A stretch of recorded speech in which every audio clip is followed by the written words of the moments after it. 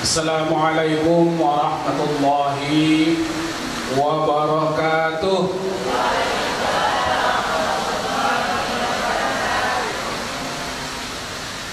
Alhamdulillahi rabbil alamin, wa bihi nasta'in ala umuri dunya waddin. Asyhadu an la ilaha illallah wa asyhadu anna Muhammadar Rasulullah. Allahumma salli ala Muhammad wa ala alihi wa ashabihi ajma'in.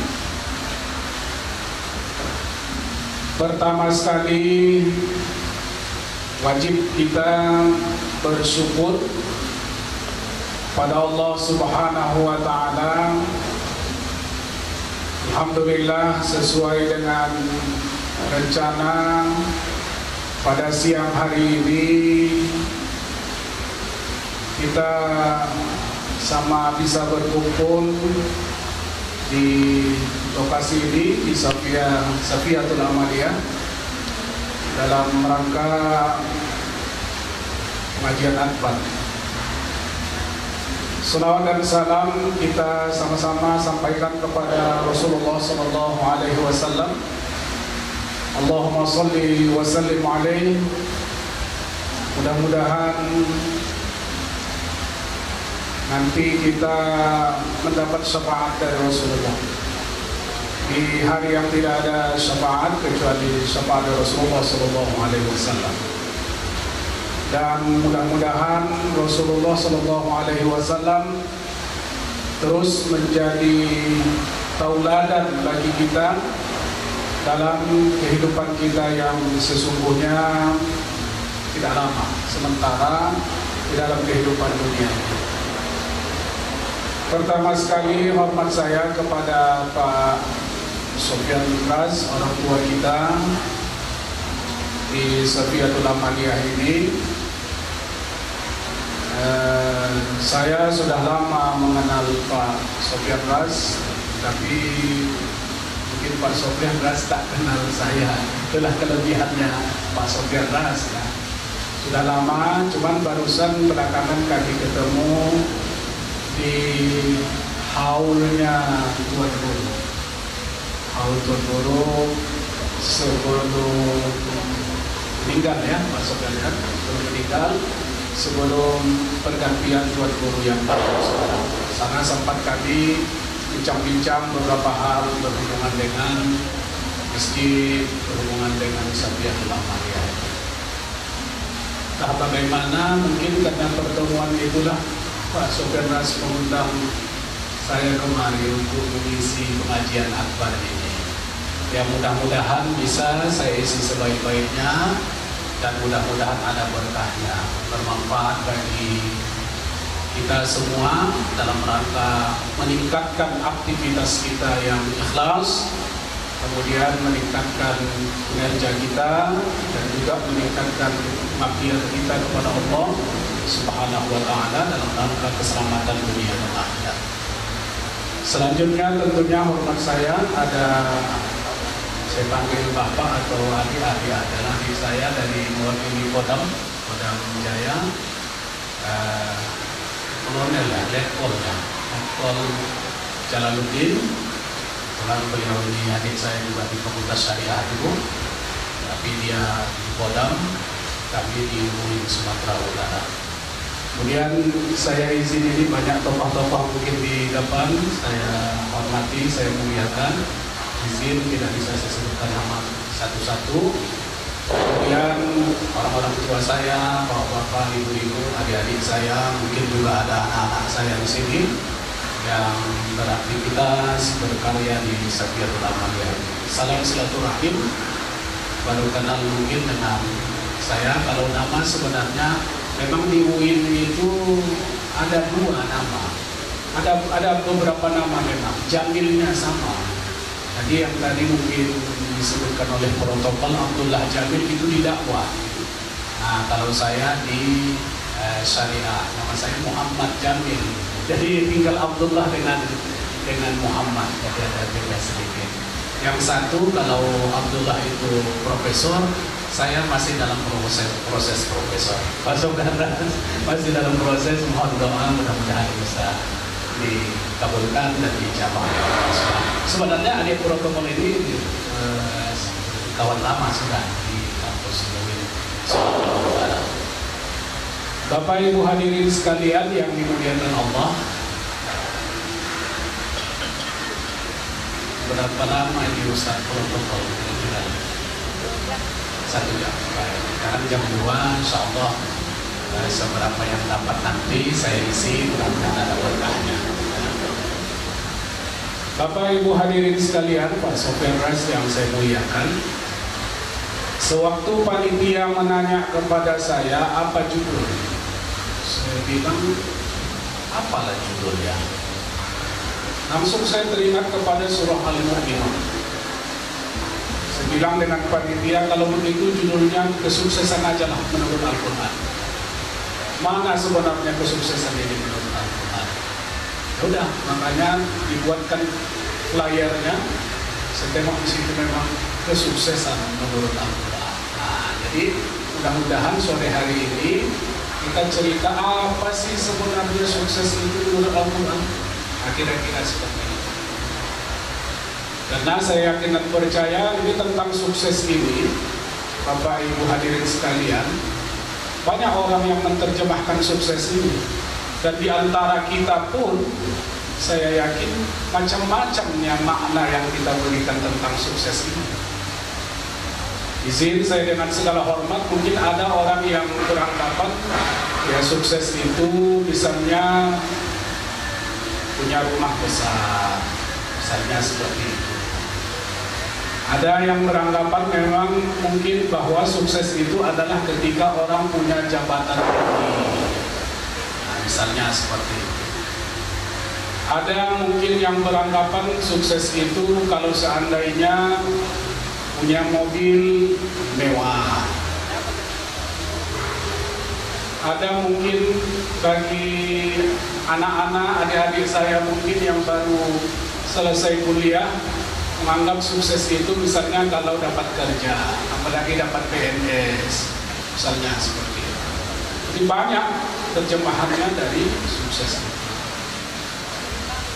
Lantas bagaimana sebenarnya sukses dalam Al-Quran itu?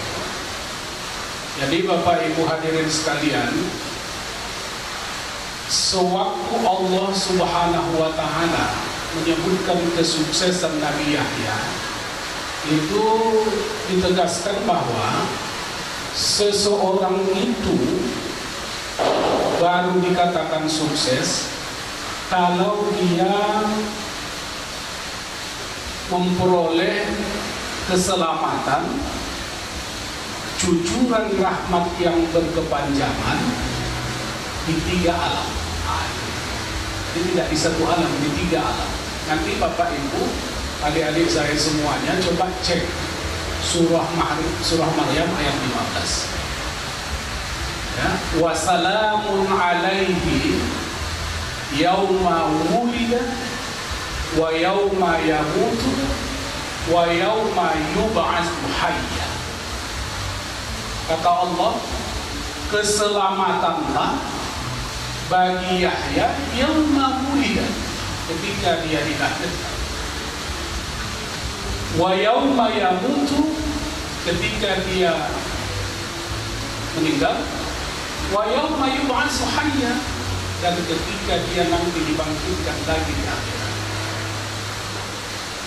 Jadi Bapak Ibu hadirin sekalian, jadi dari ayat ini, dengan kata lain, Allah menegaskan kepada kita bahwa sesungguhnya seseorang itu dalam pandangan Al-Quran baru dikatakan sukses, baru dikatakan berhasil kalau seandainya dia berhasil di 3 alam. Yang pertama, yauma wulida, ketika dia dilahirkan, itu artinya di dunia. Jadi Bapak Ibu hadirin sekalian, banyak mungkin orang yang sukses di dunia tapi belum tentu di alam kubur, dan belum tentu juga sukses di akhirat. Saya beri contoh, misalnya Fir'aun. Saya yakin dan percaya guru-guru, ibu-ibu guru, bapak guru, Fir'aun itu nggak tanggung-tanggung, nggak ada orang yang berani sama dia. Bahkan dia mengklaim dirinya Tuhan, Ana Rabbukumul A'la. Saya ini Tuhan kalian yang paling tinggi. Tapi apa yang terjadi? Sukseskah dia pada akhirnya? Tidak. Tidak sukses dia pada akhirnya. Dia ditenggelamkan ketika dia memecah Musa di lautan merah. Korun kayaknya nggak tanggung-tanggung. Bahkan dikatakan dalam ceramah-ceramah Ustaz, di dalam literatur-literatur yang sederhana, katakan Korun itu sampai kuncinya saja yang membawanya itu harus sejumlah unta, membawa anak kuncinya saja. Tapi apa yang terjadi dalam apa? Bapak Ibu hadirin sekalian, tidak sedikit yang seperti itu sukses di dunia, ya, tapi sesungguhnya nanti di akhirat dia tidak sukses. Wa yauma yamutu, kata Allah, dan ketika dia mati di dalam kubur. Kurang sukses kedua itu dalam Islam adalah ketika orang tidak selamat di dalam kubur. Itulah yang disebut Allah misalnya di dalam surah Ali Imran ayat 169 sampai 171. Allah berfirman, A'udzubillahi minasyaitonir rajim, wa la yahsabanna alladziina qutilu fi sabilillahi amwata bal ahya'un 'inda rabbihim yurzaqun farihina bima ataahumullahu min fadlihi وَيَسْتَبْشِرُونَ بِالَّذِينَ لَمْ يَلْحَقُوا بِهِمْ مِنْ خَلْفِهِمْ أَلَّا خَوْفٌ عَلَيْهِمْ وَلَا هُمْ يَحْزَنُونَ. Jadi ayat ini mengatakan jangan kalian kira bahwa orang yang dibunuh atau orang yang terbunuh di jalan Allah itu amwata, mati. Ya, kalau wal ahya, tapi mereka hidup yurzaqun. Bahkan mereka di dalam kubur dikasih Allah rezeki. Wah, itu luar biasa. Kasih Allah rezeki. Terus kata farihina bima atahumullahu min fadli. Bahkan mereka itu gembira. Masya Allah. Rindulah kita di dalam kubur bisa gembira. Jadi Allah rindulah kita di dalam kubur bisa gembira. Farihina bima atahumullahu min fadli. Gembira mereka.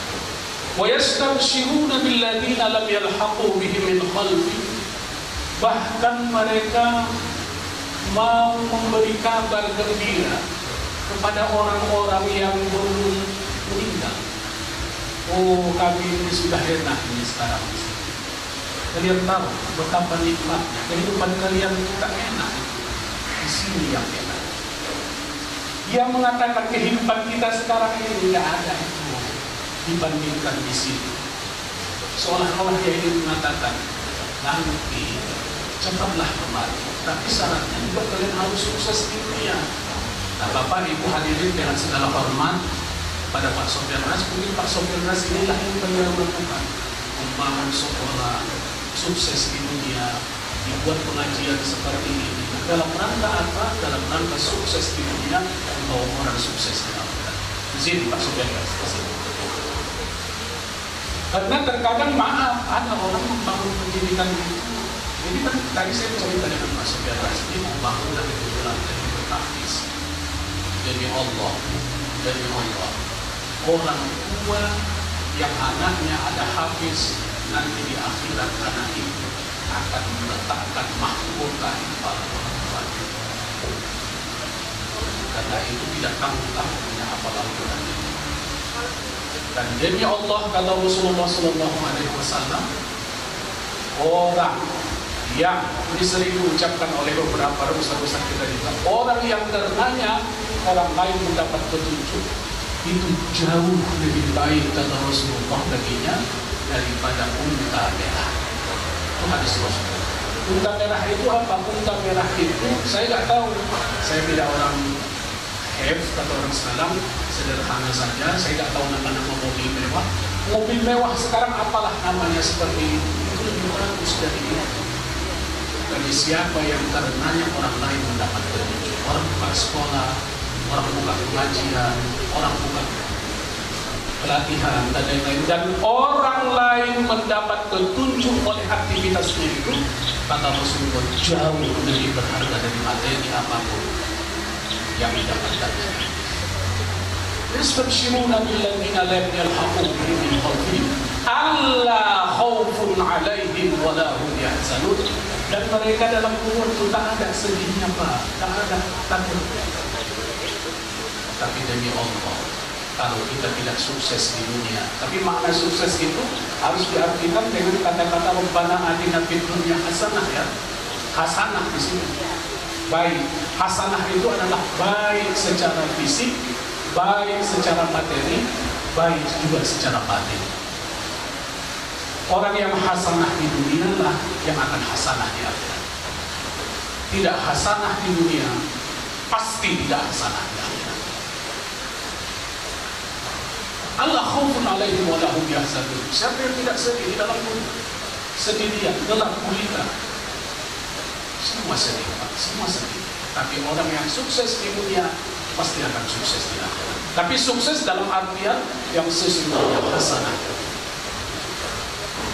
Bapak Ibu hadirin sekalian, kemudian yang ketiga dalam konsep Al-Quran, baru seseorang itu sukses bukan hanya di dunia dia sukses, bukan hanya di alam kubur dia sukses, tapi juga di akhirat dia sukses. Jangan sampai nanti di akhirat ada orang yang komplain kepada kita karena haknya kita ambil, karena amanah yang diberikan kepada kita, misalnya di Satiatul Amaliyah itu kita tidak jalankan maksimal. Terhalang adik-adik saya yang perempuan, guru-guru, maaf sebagai mungkin saya kaget aja, saya anak-anak saya semuanya terhalang. Stop, tak jadi masuk. Karena apa? Masih ada amanah yang belum dilaksanakan. Karena apa? Karena masih ada hak orang yang kau ambil. Kenapa? Karena masih ada yang kau korupsi. Kenapa? Karena masih ada orang yang kau sakiti. Kenapa? Karena masih ada orang yang terluka hatinya karena ucapanmu, perkataanmu, dan perbuatanmu. Neraka jahanam. InsyaAllah 3 hal inilah baru dikatakan orang sukses kalau dia selamat di dunia, sukses di dunia, sukses alam kubur, sukses juga di akhirat. Terus pertanyaannya adalah bagaimana caranya, apa yang dikatakan Allah dalam Al-Quran agar kita bisa sampai ke situ, kan itu pertanyaannya. Apa yang perlu kita lakukan agar itu bisa kita raih? Nah, kalau ini mau kita lihat di dalam Al-Quran, tentu bahasannya sangat luas. Tapi dalam pengajian yang kita berada di sini sore ini, saya ingin mengatakan kita lihat aja surah Al-Mu'minun. Nanti Bapak Ibu buka surah Al-Mu'minun. Situ dikatakan qad aflahal mu'minun. Sungguh sukseslah orang yang mukmin. Jadi yang pertama yang dikatakan orang sukses itu syaratnya adalah mukmin, beriman. Bapak Ibu hadirin sekalian, saya ingin menyampaikan sedikit tentang iman ini, bagaimana dia bisa menjadi sukses sebagai kunci sukses. Bapak Ibu, kalau kita lihat kata mukminun itu, asal katanya itu amanah. Amanah itu artinya percaya, tapi amanah itu juga artinya adalah aman. Aman. Jadi kalau kita ingin mengukur orang itu beriman atau tidak, secara bahasa mudah. Sekali lagi saya katakan, kalau kita ingin mengukur apakah seseorang atau diri kita itu beriman atau tidak secara bahasa, itu santai, itu mudah mengukur. Apa mengukurnya? Alat ukurnya yaitu aman itu. Kalau seseorang dia merasa aman secara internal di dalam dirinya, dia tidak banyak gelisah, dia tidak banyak gundah, dia tidak banyak mengutuk, dia tidak banyak merasa dunia ini hampa, tapi dia merasakan kedamaian. Itu orang beriman secara bahasa. Di sini Bu, paham yang saya sampaikan Bu? Secara bahasa iman itu adalah aman. Karena akar kata iman itu sama dengan kata amanah, artinya aman. Jadi kalau ada orang secara bahasa gelisah, gundah, gak tentu arah, tidak tahu kemana tujuannya, apa fondasi hidupnya, kemana arah yang mau dia tuju, secara bahasa dia tidak beriman. Saya ulang, apa secara bahasa dia tidak, itu secara internal. Apa alat ukur kedua orang beriman? Alat ukur kedua orang beriman itu adalah apabila orang yang di luar dirinya juga merasa aman dengan eksistensi dirinya. Maaf. Makanya di dalam hadis Rasulullah jelas dikatakan wallahi la yu'min, wallahi la yu'min, wallahi la yu'min. Siapa itu? Orang yang terganggu disebabkan oleh ucapannya dan perbuatannya. Kalau tahu, makanya secara bahasa, kalau ada orang lain yang masih terganggu dikarenakan ucapan kita, dikarenakan perbuatan kita di dalam keluarga, di dalam institusi kita, di dalam masyarakat kita, di dalam negara kita, secara bahasa tidak beriman. Selesai. Maka tidak heran kalau Allah mengatakan qad aflahal mu'minun, sukseslah orang yang bisa memberikan aman di dalam dirinya, merasakan aman di dalam dirinya, sekaligus juga memberikan rasa aman kepada orang lain. Jadi izin adik-adik saya yang guru-guru di sini, ibu-ibu atau anak-anak saya, jaga dulu. Apa? Jaga. Ini bahaya itu. Bahaya. Makanya tidak heran kalau ada pepatah Melayu mengatakan kalau bercakap itu adalah perak, maka diam itu adalah emas. Tapi jangan diam aja pula, kita sombong dibilangkan orang. Bu, kata orang itu, kata Ustaz Jamil, bagus diam aja lah dia. Disapai pun gak mau, Pak. Heran nanti Pak Sofiandra sudah kawan ini gara-gara pengajian apa Ustaz Jamil berdiaman semuanya. Kacau gitu nanti. Jangan. Tapi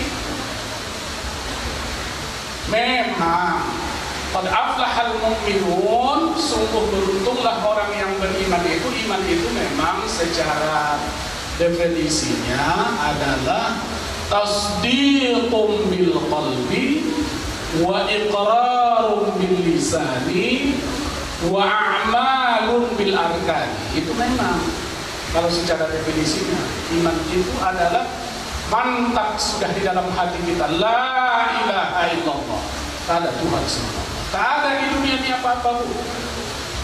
Kalau ada orang yang bergantung kepada selain Allah, itu Ali pernah mengatakan begitu.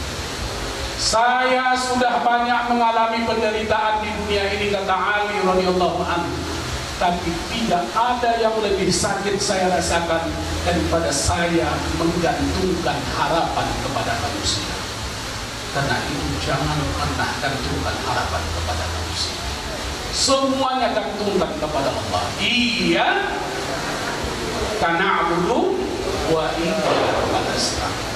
Percaya Bu, percaya adik-adik saya, percaya bapak-bapak, orang yang bergantung kepada selain Allah akan mengalami penderitaan, mengalami kegelisahan, dan dia akan tidak pernah merasa puas. Tasdiqum bil qalbi, benarkan dengan hati, la ilaha illallah, kepada Tuhan sekali. Wa iqrarun bil lisan, sampaikan dengan ucapan. Wa a'malun bil arkan, laksanakan semua perintah. Itulah iman. Itulah orang yang sukses. Yang pertama, kata Allah di dalam surah Al-Mu'min, satu iman itu.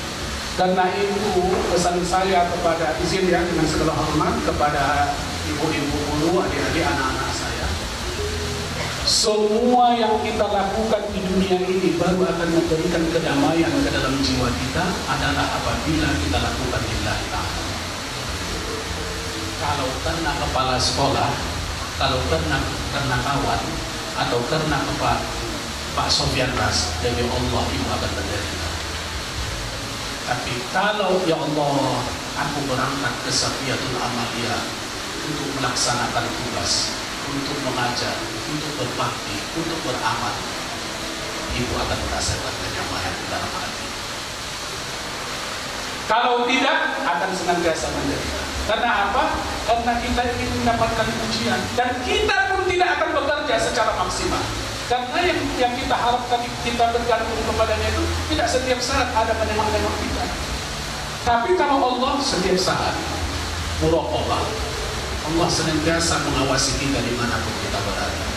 Kama ya'mal mithqala dzarratin khairan wa man ya'mal mithqala dzarratin syarran. Tidak ada itu. Laksanakan saja tugas kita sebaik-baiknya.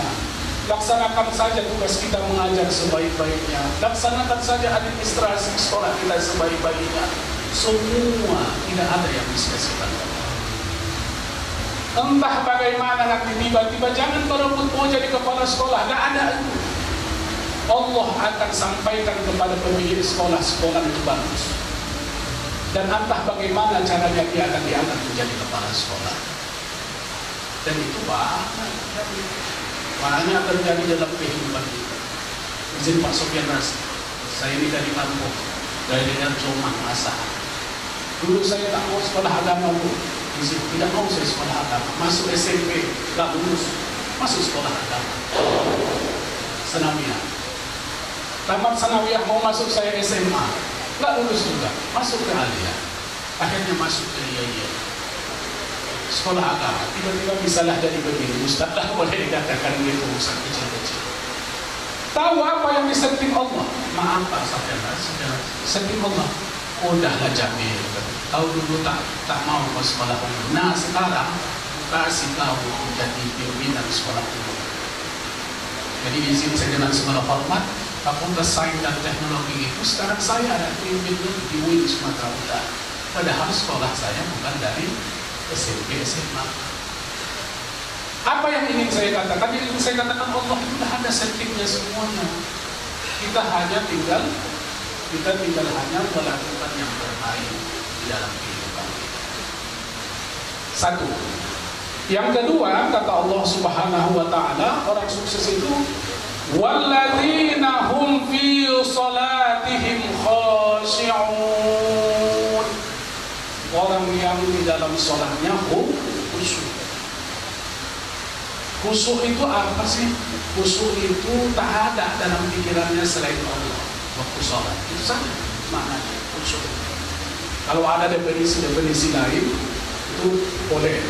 Tapi khusyuk itu adalah orang yang tidak ada dalam pikirannya, di dalam hatinya selain Allah ketika dia melaksanakan sholat. Itu orang sukses.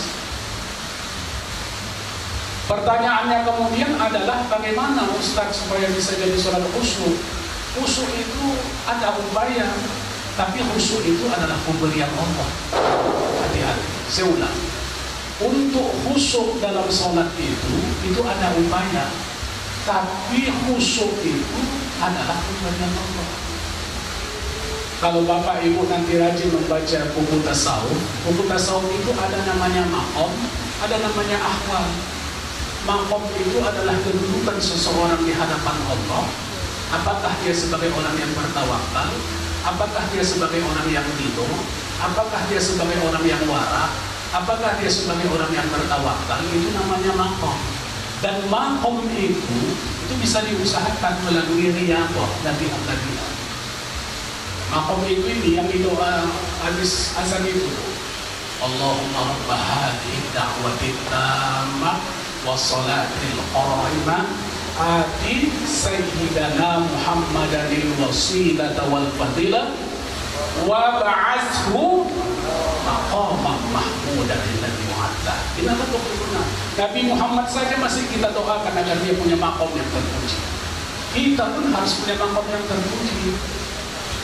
Tapi semua makom itu di dalam ilmu tasawuf, adik-adik saya semuanya, para guru, ibu-ibu, bapak-bapak sekalian, semua makom di dalam tasawuf itu, baik dia orang tawakal, baik dia orang ridho, baik dia orang wara, baik dia orang zuhud, itu semuanya harus dimulai dengan taubat.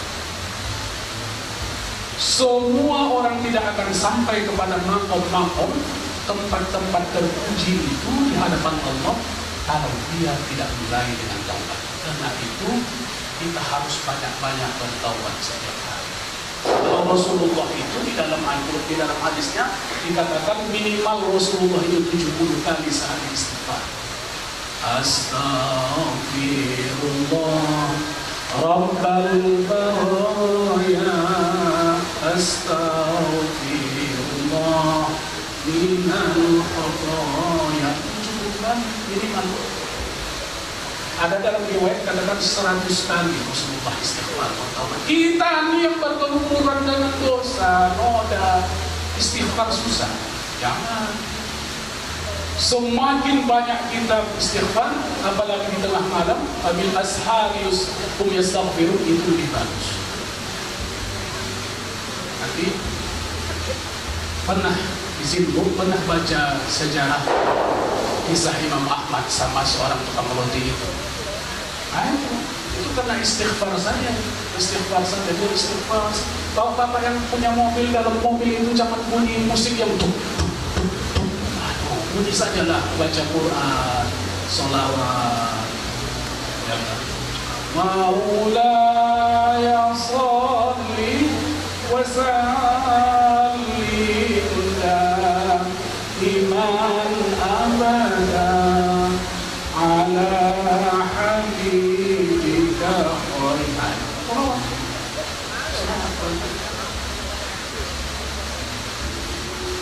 Istighfar.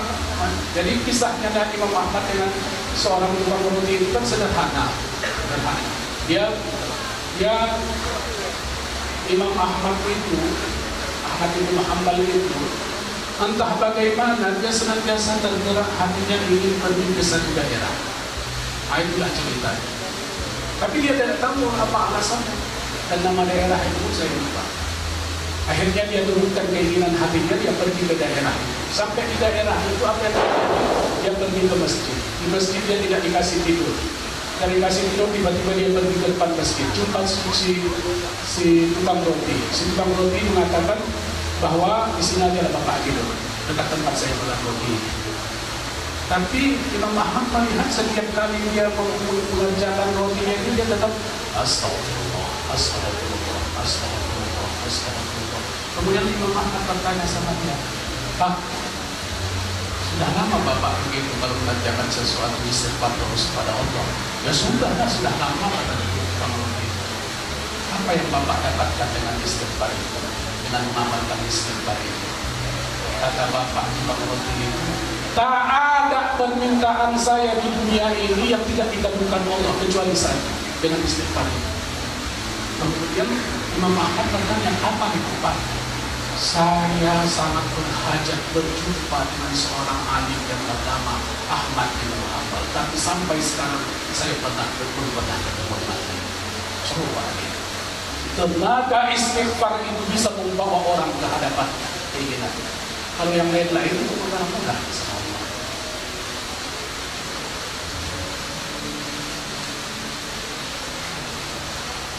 Alladzina hum fi salatihim khashi'un.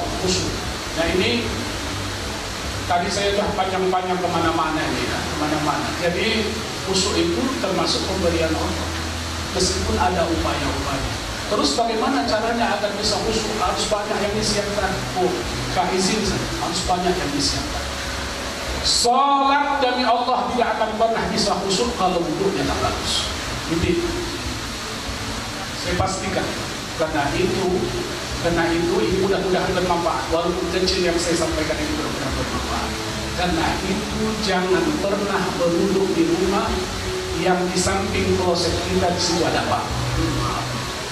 Itu bukan najis. Banyak yang bukan najis. Kencing dari situ, memercik sedikit ke situ. Itu yang digunakan wudhu. Tidak. Kalau wudhunya tidak beres, pasti sholatnya tidak khusyuk. Maaf, 1000 kali maaf. Ibu kalau tidak bagus mandi janabahnya, sholatnya pasti tidak khusyuk. Ya pasti. Bagaimana Ustaz tak bagus sholatnya mandi janabah? Air itu nggak bagus. Masa air yang di situ tuh digunakan yang dibak yang untuk mercik-mercik disiram dengan dari apa? Buat di rumah kalau ada pet tersendiri untuk berwudu. Yang langsung dari pet itu kita berwudu. Air bagus. Jadi yang pertama untuk bisa khusyuk itu wudunya. Makanya Rasulullah mengatakan baguskan wudu tadi. Di sini anak-anak saya paham. Ini sederhana, maaf kalau agak lain ada kecil-kecil saya bahas. Pakaian dalam adik-adik itu jangan dicampur dengan pakaian yang lain waktu membilasnya. Itu tidak bersih. Dan kalau pakaian tidak bersih dibawa sholat, pasti sholatnya tidak khusyuk dan tidak diterima, tidak sah. Makanya pakaian-pakaian yang ada najis itu buat dalam satu ember. Bapak sebenarnya ada kajiannya lain itu. Buat di tempat yang lain pakaian ini di tempat yang lain, pakaian itu di tempat yang lain. Dan itu yang mutan najis itu mudah-mudahan saya yakin dan percaya Sofia Tulamanya sudah ada yang terjadi. Itu kalau tidak dijirus tahu adik-adik dijirus kan? Disiram dengan air yang mengalir, itu mutan najis. Dan pakaian itu tidak sah di bawah sholat. Jadi airnya, pakaiannya untuk sampai kepada sholat khusyuk syarat utama, wajib. Saya pernah menyampaikan ceramah begini, tiba-tiba ada orang yang mendengar ini langsung besoknya di rumahnya dipanggilnya tukang tolong buat di kamar mandi saya satu lagi pet untuk panggil. Ini juga Bapak Ibu kalau memang petnya itu sambung ke apa atau pakai apalah pakai selang.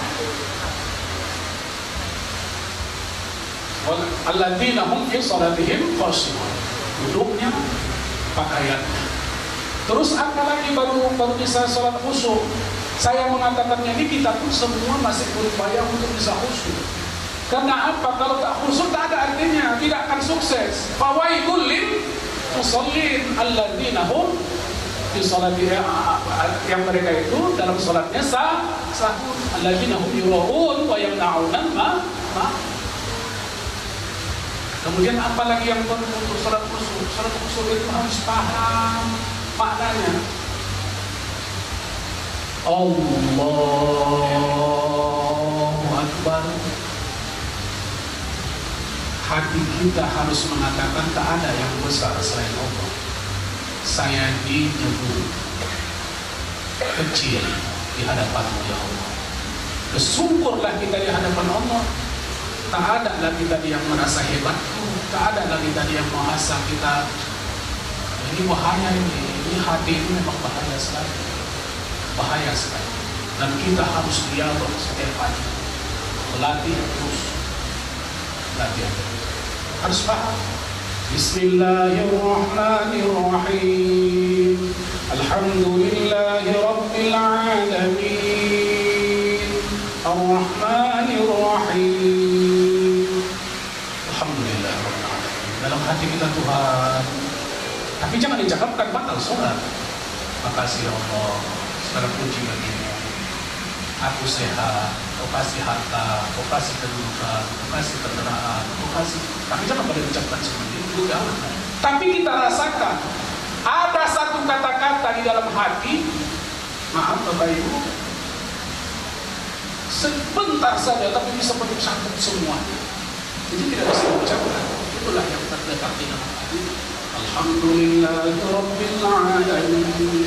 Kita betul-betul merasakan Tuhan terima kasih. Ar-Rahmanir-Rahim. Merasakan memang Tuhan. Oh, masih lagi. Maliki yaumiddin. Akui memang dialah yang berkuasa. Dialah pemilik alam semesta hari akhirat. Iyyaka na'budu wa iyyaka nasta'in. Memang ke Dia saja kita minta, jangan minta yang lain. Kalau ada orang ibu, ada adik saya, kalau gak bisa, curhat kepada Allah, jangan curhat kepada orang. Apalagi curhat di FB, WA, jangan. Buka aib namanya. Aduh lagi apa istilah-istilah? Galau, masuk WA, masuk Facebook, apa? Gak usah cerita, ya Allah, hamba sedang begini, mohon ya Allah dari saya jalan baik.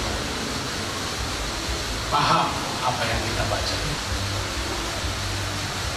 Untuk pakaian, paham. Pakaian tadi pun jangan izin saya maaf, seribu kali maaf. Jangan pakaian yang dipakai tidur di bawah sholat subuh. Jangan, pakaian semuanya itu tinggalkan, ganti yang baru, pakai minyak wangi. Jangan pakai minyak wangi yang ada alkoholnya, meskipun ada ustaz yang mengatakan boleh. Yang ragu-ragu jangan, gunakan saja tidak pakai alkohol. Kok senyong-nyong lah ustaz? Ya apa, kan banyak juga jenis bau. Karena pakaian yang terbaru, pakai ada kipas angin, itu semuanya kita ciptakan untuk dalam rangka alladzina hum fi shalatihim. Jadi Bapak Ibu, yang pertama kata Allah untuk bisa sukses di dunia ini, mantapkan imanmu. Tak ada lagi di dunia ini la ilaha illallah, tak ada Tuhan selain Allah. Semuanya Allah. Mau sehat, kau minta kepada Allah dengan dengan berusaha. Mau duit, minta kepada Allah dengan kerja yang maksimal. Mau jabatan, minta kepada Allah kalau memang mau jabatan. Kalau ulama itu tak mau jabatan, masuk PNS pun tak mau, banyak subhannya. Kalau di PNS sebenarnya tidak, kan ada juga di teken-teken yang terkadang tak jelas kita hadir dengan kesempatan ini. Hadirnya tapi tak pun ada juga terkadang sedikit.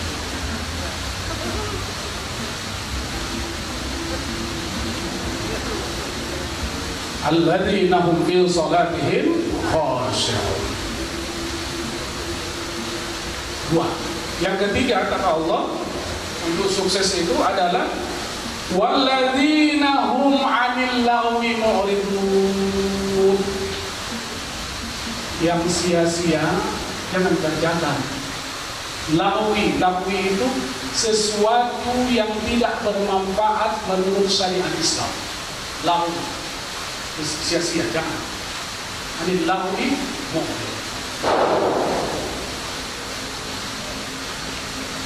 Bapak Ibu, saya sering mengatakan ya, izin saya dengan segala hormat, saya ingin mengatakan tidak jarang pecahnya hubungan anak dengan orang tua, hubungan istri dengan suami, hubungan seseorang dengan jirannya, hubungan seseorang di dalam organisasi, itu karena ucapan. Betul? Tidak jarang. Dan tidak tanggung-tanggung Pak Bu, tidak tanggung-tanggung demi Allah, sebuah ucapan bisa menggerakkan jutaan orang untuk pergi ke dalam satu tempat. Coba apa yang dikatakan oleh Ahok kira-kira beberapa tahun yang lalu. Ada sepatah Al-Maidah 51 begini. Itulah yang membuat orang berjuta, orang berbondong ke Jakarta. Satu ucapan. Makanya tidak heran ada hadis Rasulullah yang mengatakan al-jannatu mustaqatun ila arba'ati nafar. Surga itu merindukan 4 macam golongan orang. Yang pertama kata Rasulullah adalah talil Quran, orang yang suka membaca Quran. Itu meskipun hadis ini dikatakan ada perbincangan tentang kualitasnya, tapi dikatakan yang dicintai, dirindukan surga itu salah satunya adalah mustaqatun ila al-jannatu mustaqatun ila arba'atin apa? Cinta rindu kepada 4 golongan. Satu adalah talil Quran, yang suka baca Quran. Alhamdulillah, tahfiz ini. Saya yakin di setiap amaliyah ada kewajiban membaca Quran setiap mulai kelas. Di UIN, di Fakultas Sains dan Teknologi, semua dosen saya wajibkan setiap memulai kuliah mesti baca Quran di amaliyah. Dan itu semua mahasiswa wajib membaca Quran. paling tidak memberi nuansa. Oh maaf, saya ini mungkin sudah sering disampaikan ustaz-ustaz kita. Jangan biarkan anak kita buka TV waktu maghrib. Jangan. Tutup, suruh baca Quran. Karena Al-Quran itu adalah cahaya dan memberi syafaat di akhirat kepada orang yang membacanya. Apalagi hafizil lisan, orang yang menjaga ucapan. Itu orang surga rindu pada orang yang begitu, yang bisa menjaga ucapan. Makanya tadi di awal saya katakan, man kana yu'minu billahi wal yaumil akhir falyaqul khairan awil yasmut. Siapa yang beriman kepada Allah dan hari akhirat, cakap yang bagus-bagus, kata Rasulullah. Kalau tak bisa cakap yang bagus-bagus, diam. Kira-kira begitu Rasulullah, hadis riwayat Muslim. Itu dikatakan di riwayat Muslim. Diam, kata Rasulullah. Kalau tak bisa cakap yang bagus-bagus. Baru yang ketiga yang dirindukan surga itu mut'imul ji'an.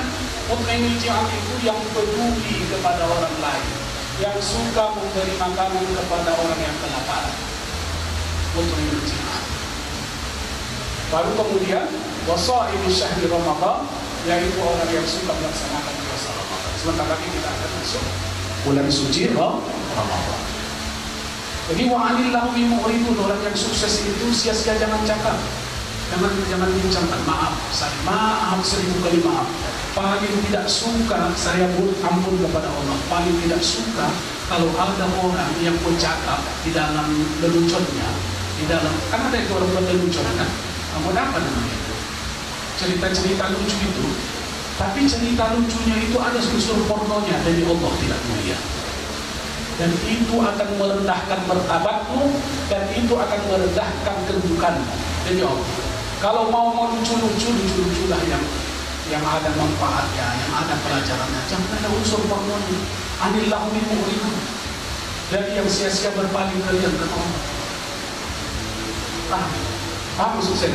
Ada itu orang yang begitu, udah tua-tua dia, cakapnya seperti itu, lucu-lucunya mengarah ke situ. Itu apa? Tidak dunia, tidak orang sukses. Karena sukses itu anillahu min mu'ridun, dari hal yang sia-sia harus kembali. Maaf kalau agak keras lagi saya mengatakan, catur sia-sia, jangan mencatur. Maaf ya kan, enggak lagi mentruk misalnya, kecuali udah nggak bisa lagi. Sia-sia. Tapi saya tidak sampai mengatakan haramnya. Saya tidak sampai mengatakan haram, karena sempat juga ya saya sudah main di situ waktu masih kuliah dulu, ada mentruk, ada mencatur, buang waktu. Banyak yang harus kita kerjakan. Terus udah berapa udah? Beriman, kemudian sholat khusyuk, kemudian dari sia-sia berpaling, ini udah biasa jadi dibahas. Surah Al-Mu'minun. Baru kemudian walladzina hum lizzakati fa'ilun, orang-orang yang zakatnya keluar. Jangan tak keluar zakat, haram. Apa zakat itu? Zakat itu adalah sejumlah harta tertentu, diambil dari harta tertentu dengan ukuran tertentu, dikeluarkan pada waktu tertentu. Itu zakat.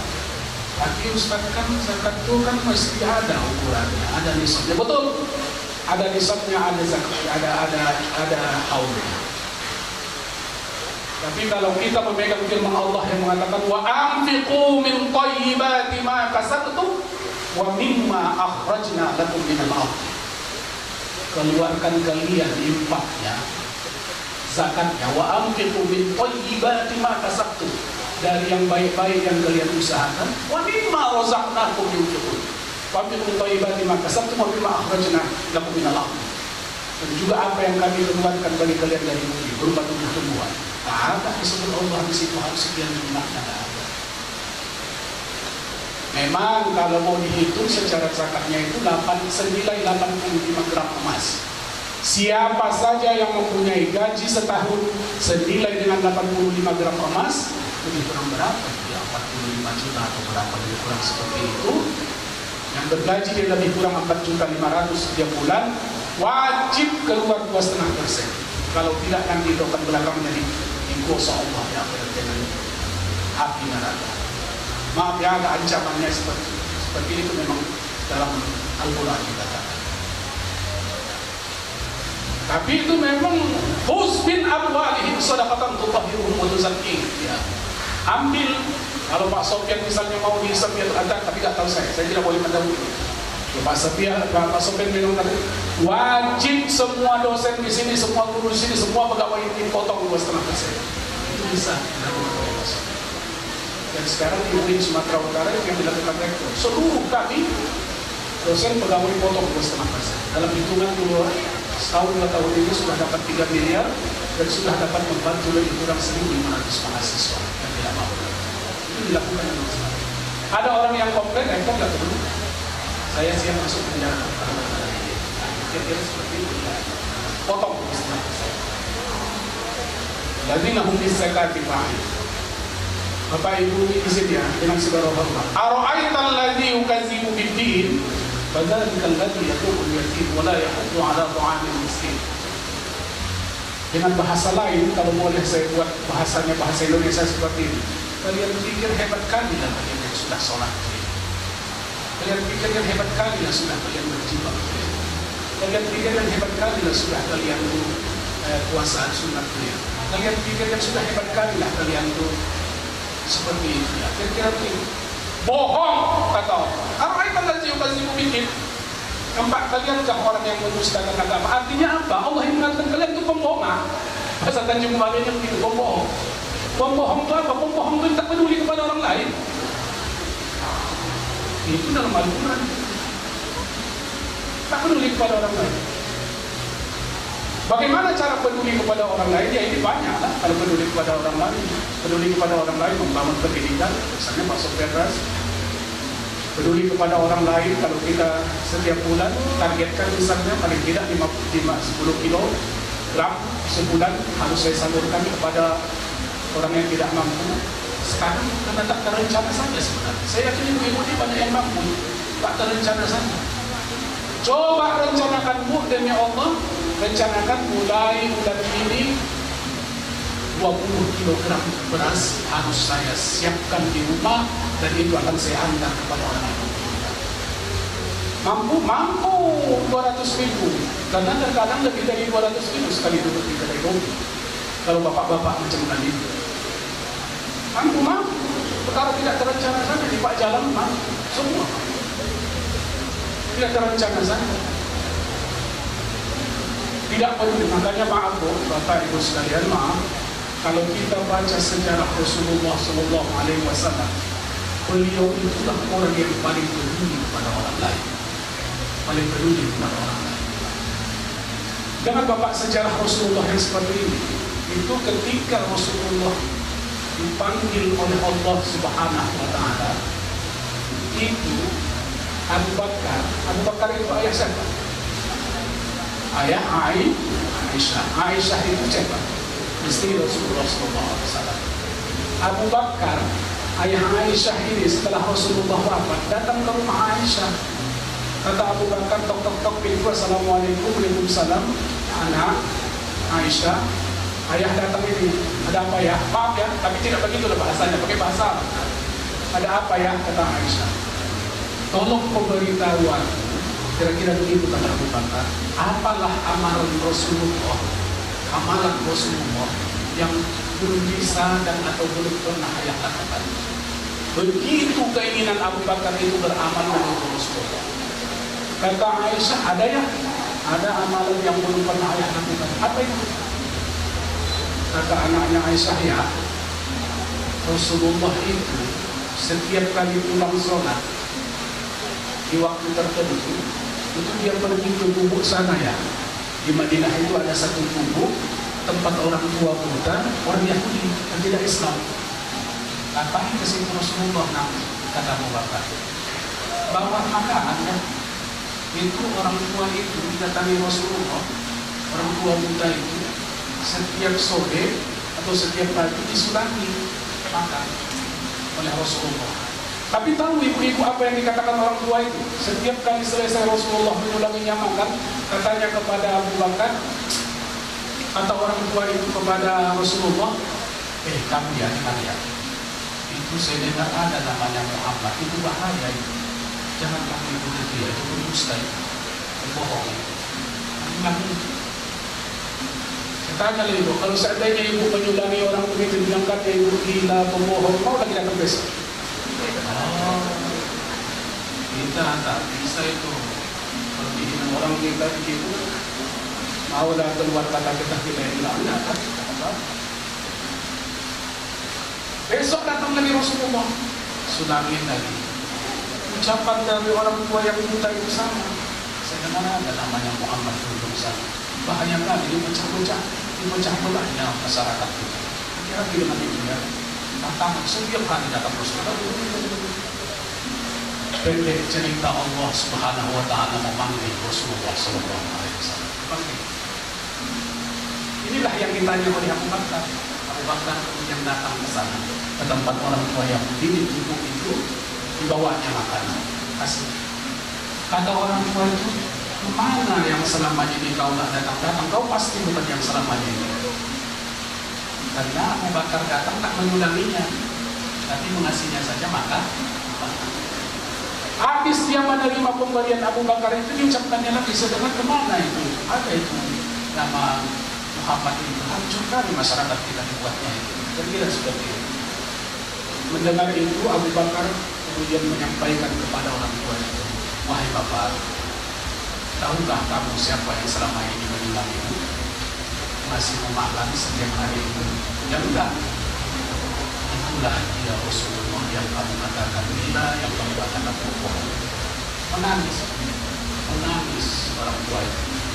Sedih, terharu, kemudian dia mengatakan, asyhadu an la ilaha illallah wa asyhadu anna Muhammadar Rasulullah. Wa innaka la'ala khuluqin azim. Demi Allah, kata Allah, memang Nabi Muhammad itu akhlaknya sangat mulia sekali. Caci orang dibalasnya dengan kebaikan.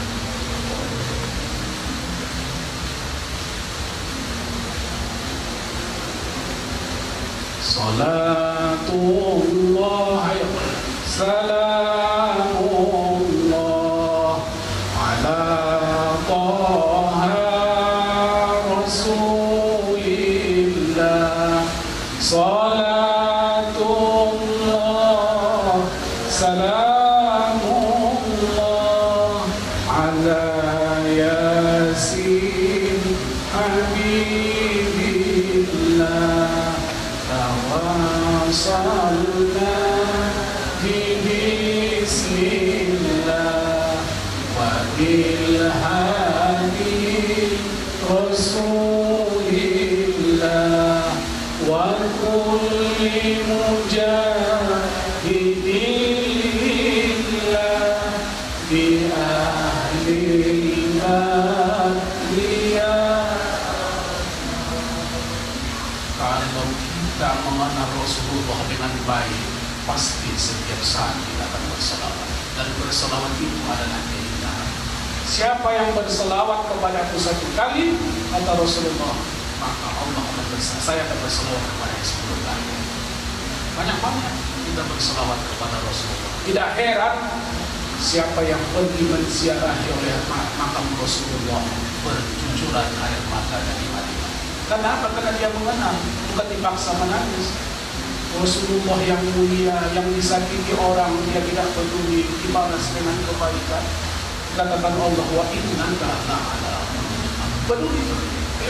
Walladzina hum bizzakati fa'ilun.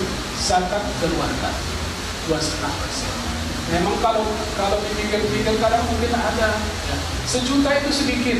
Berapa 1 juta 2,5%? Anak saya ibu-ibu 25.000. Kalau 2 juta 50.000. Kalau 3 juta ya 1 juta 25.000. 2 juta 50. 3 juta ada pernah menjawab kepada saya, 3 juta berapa? 70.000. Ya, kok saya kenapa bisa 70.000? 4 juta berapa? Dapat kita 4 juta, masa payah mengeluarkan 100.000. Jadi di dalam ajaran Islam kita, yadul ulya khairum min yadis sufla. Tangan di atas lebih bagus daripada tangan di bawah. Memberi itu lebih bagus daripada Makanya kalau kita baca sejarah Rasul itu, yaitu Rasul itu ada temannya, sahabatnya orang kaya, ada sahabatnya orang yang senantiasa ahli sumpah yang hanya mendekatkan diri kepada Allah, ada para pedagang, ada para mujahid dan lain-lain sebagainya. Bapak Ibu, saya pernah membaca satu YouTube-nya, lupa saya namanya. Tapi dia katakan seperti ini, maukah bapak-bapak, ibu-ibu saya kasih satu amalan? Tak pernah baca itu kan? Apa itu amalannya? Amalannya katanya adalah sedekah subuh. Sedekah subuh. Jadi setiap subuh keluarkan sedekah. Caranya bagaimana ya? Buat celengan di dapur, masukkan setiap subuh masukkan. Karena kata Rasulullah, setiap subuh itu Allah menurunkan malaikat yang mendoakan orang yang berinfak bersedekah. Satu sedekah kita masukkan ke dalam celengan kita, satu bulan kita buka, kita infakkan, kita sedekahkan kepada orang. Masukkan ke dalam celengan, ya Allah, mohon saya agar orang tua saya diberikan kehidupan yang baik di alam sana, di alam akhirat, tempatkan dia di surga. Masukkan. Walladzina hum lizzakati berapa udah? Ini waktu tinggal 5 menit lagi, sudah 55 menit. Pas nanti 60 menit kita cukupkan. Karena tadi protokol bilang 60 menit. Ya kan? Terus kemudian mukminun khusyuk, yang sia-sia berpaling, sia-sia itu baik ucapan atau perbuatan. Kemudian rizakati fa'il, zakat.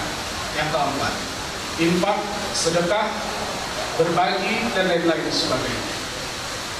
Jadi Allah, banyak orang yang sukses itu dikatakan dia suka berbagi. Kalau Pak Zainuddin MZ membilangkan keran itu kalau tidak dibuka airnya akan berkarat, tetapi kalau dia dibuka maka akan mengalir terus dan bersih keran. Kira-kira seperti itu.